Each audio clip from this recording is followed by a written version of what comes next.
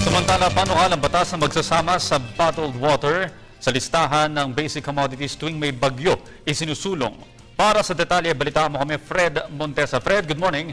Good morning, Audrey. Nanawagan nga si Pasig City Representative Roman Romulo sa kanyang mga kasamaan sa Kongreso na gumawa ng panukalang batas na magsasali sa bottled water sa list of commodities na dapat isailalim sa price cap tuwing may kalamidad at sakuna.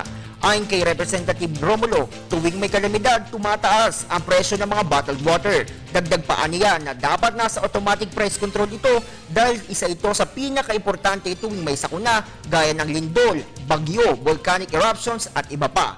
Bukod sa bottled water, nais idagdag ni Romulo sa House Bill 4801 ang instant noodles, prutas, LPG at kerosene sa listahan ng mga basic necessities sa ilalim ng DAPRA. Sa naturang batas, kapag gumagupit ang kalamidad o sakuna, otomatikong magkakaroon ng freezing sa mga nabanggit na produkto.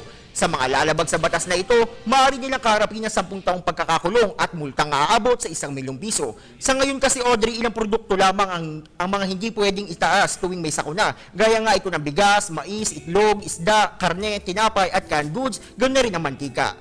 Para sa Telebisyon ng Bayan, Fred Montesa. Maraming salamat, Fred Montesa.